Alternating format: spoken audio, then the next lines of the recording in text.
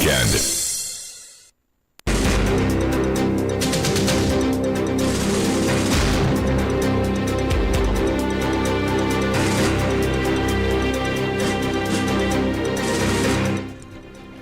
Good morning. This is Donna De Silva for Gold FM.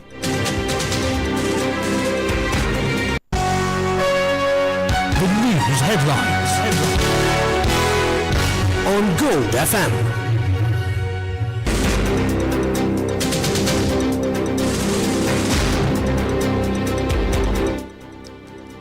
In the news headlines, Indian External Affairs Minister schedules Sri Lanka visit.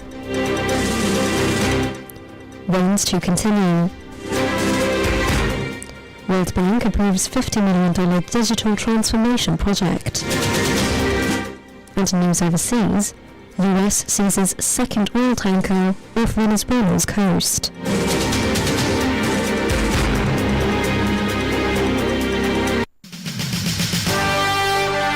The top story on Gold FM.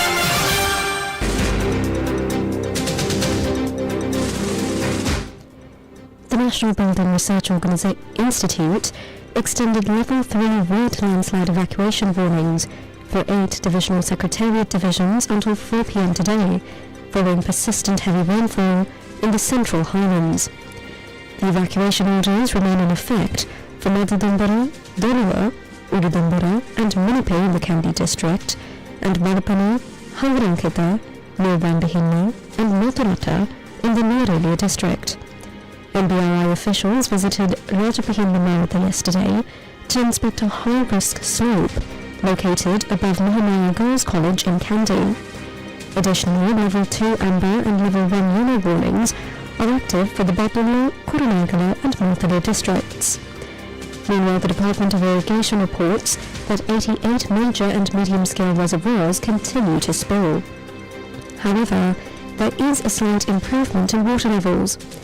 Water levels of the Mahavali River at Manampetya are gradually receding, but remain at minor flood level. Water levels of the Marathoya at Tantrimale are also showing a downward trend.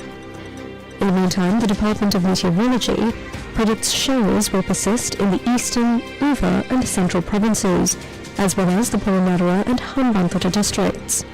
Residents in the Samaragamur province and the Gaur, Maltara and Kalutara districts should expect thunder showers after 2 p.m. Localized flooding was reported in Gaur City yesterday following intense afternoon rains.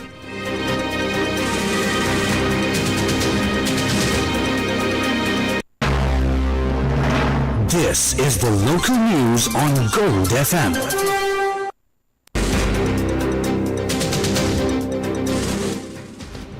President Anil Kumar Dissanayaka directed officials to complete the disbursement of key disaster relief allowances by the 31st of December. Following a special review meeting of the Presidential Secretariat yesterday, the President ordered that the 25,000 rupee grant for house cleaning and 50,000 rupee loans for essential household items must reach all eligible beneficiaries before the new year. The meeting, which brought together ministry secretaries and all district secretaries, focused on resolving procedural delays within the Rebuilding Sri Lanka program. The government's recovery plan includes several tiers of financial support for those affected by Cyclone Ditwa. The main Christmas midnight mass will be held at St. Mary's Church in Uswadakayava on the 24th of December this year. The service will be presided over by the Archbishop of Colombo, His Eminence Malcolm Cardinal Ranjith. As the festive season reaches its peak, Sri Lanka Police launched a comprehensive security operation to protect religious sites and public spaces. Assistant Superintendent of Police F.U. Wushler, the police media spokesperson, confirmed that additional officers, including plainclothes and intelligence personnel, are now on duty across the island. With just 4 days remaining until Christmas, major cities including Colombo, Mahadagama and Negombo are teeming with shoppers. Meanwhile, to accommodate the influx of visitors at Galle Queen, The Presidential Secretariat established a special public assistance service centre starting today.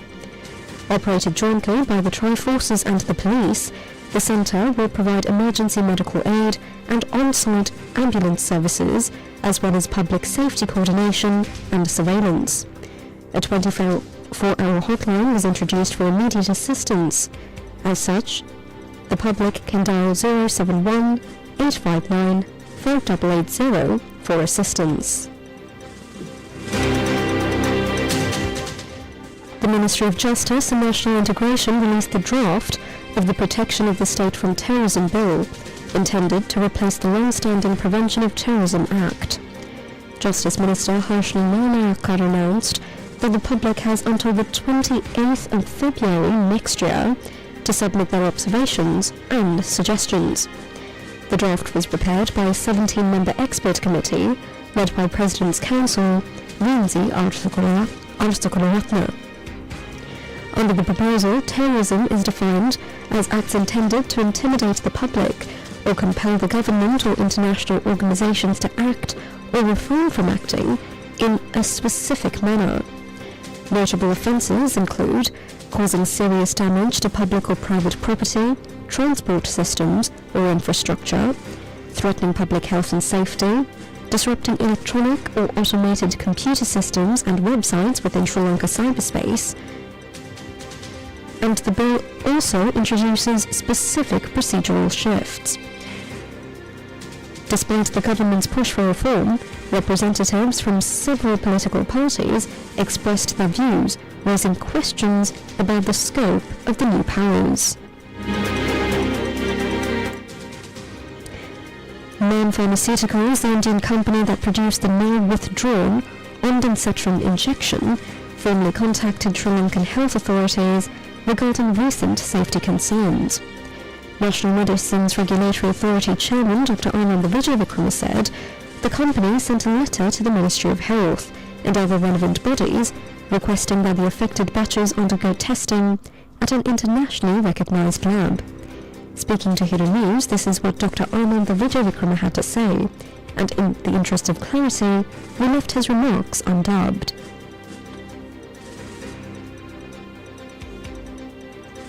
පරීක්ෂණ සඳහා ජාත්‍යන්තර පරීක්ෂණාගාරයකට නවන ලෙසත් එම සාම්පල නිසි ප්‍රමිතියෙන් යටතේ ගබඩා කර තබන ලෙසත් එම පරීක්ෂණය සඳහා යන වැදගත් ඔවුන් දැරීමට කැමති බවත් අපිට දැනලා තියෙනවා. ඒ පිළිබඳව අපි කමිටුවට දැනුම් දීලා තියෙනවා. කමිටුව පිළිබඳව සාකච්ඡා කරලා නිර්ණය ගන්න ඉදිරියට සම්බන්ධයෙන් දැනට මේ සම්බන්ධයෙන් අපි ජාතික ඖෂධ නියාමන අධිකාරියේ පරීක්ෂණාගාරයේ පරීක්ෂණ පැවැත්වීම පවතිනවා. Additionally, Dr. Chana Vijay Singha, the media spokesperson for the Government Medical Officers Association, commented on the matter.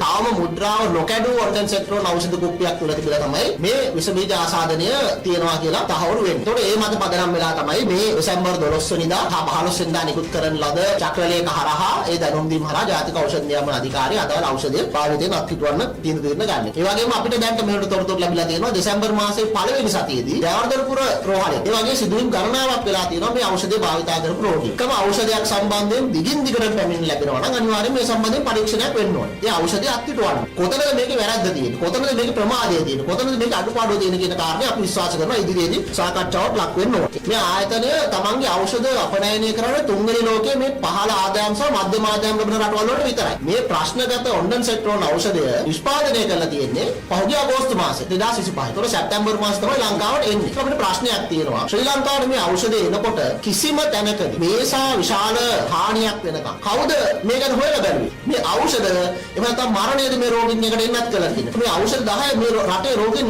කී ලක්ෂයකට ගිහිල්ලා. ඒතකොට ඒකෙන් කී දෙනෙක්ට සම්පූර්ණතාවය ඇවිල්ලා. කී දෙනෙක්ගේ ජීවිත නැතු වෙලා. ඒතකොට මේකට වග කියන්න ඕනේ කවුද?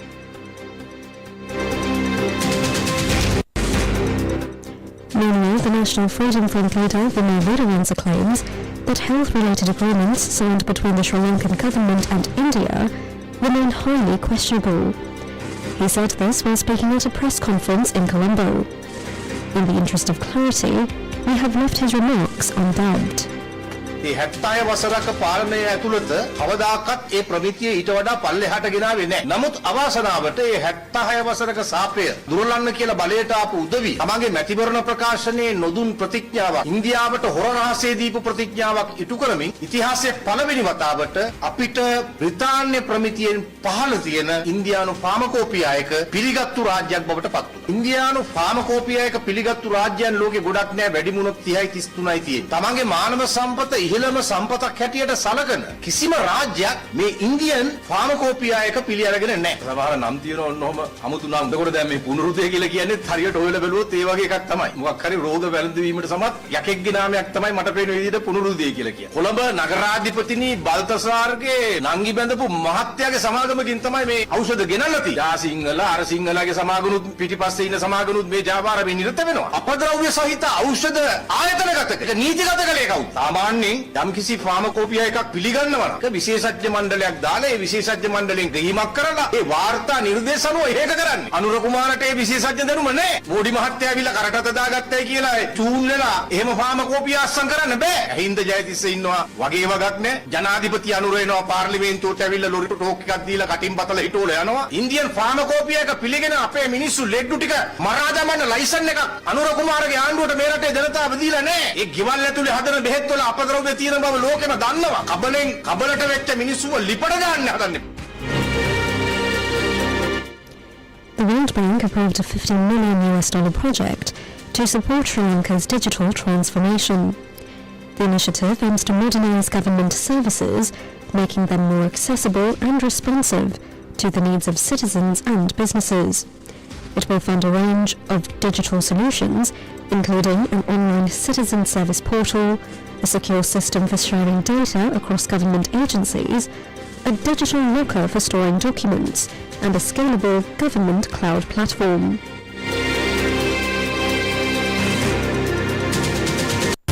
Now for some news in brief.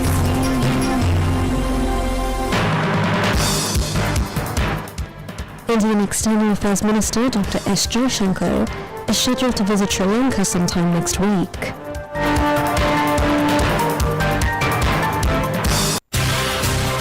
The business news on Gold FM.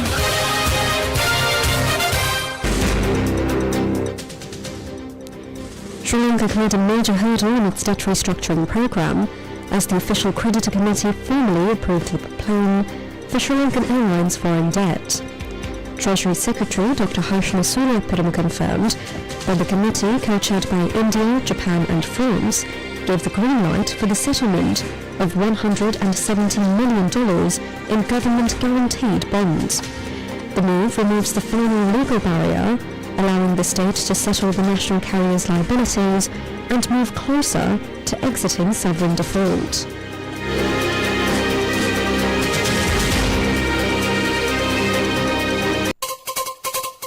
International news on Gold FM.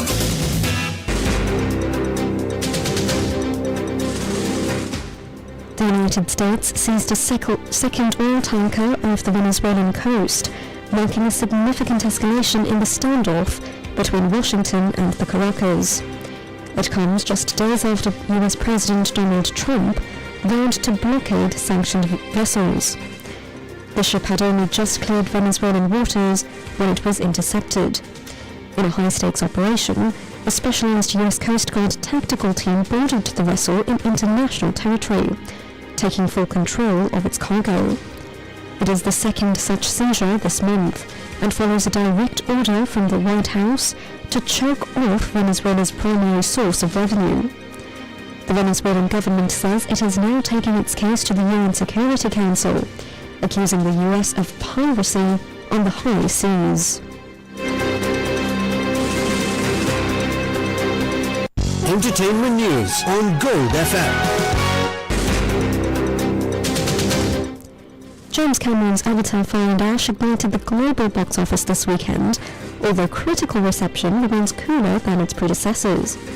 The film secured the lowest Rotten Tomatoes score in its franchise history, currently sitting at 67%.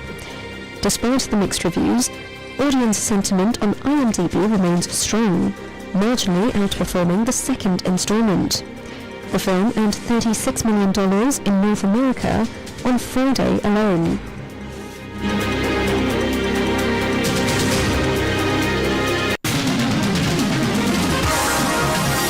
Sports news on Gold FM. Arsenal secured the win they needed at Everton to return to the top of the Premier League in a scrappy encounter at Hill Dickinson Stadium. Man City overhauled the Gunners with a comfortable victory against West Ham United before this match, putting the pressure on manager Mikel Arteta's side on the return to his former club.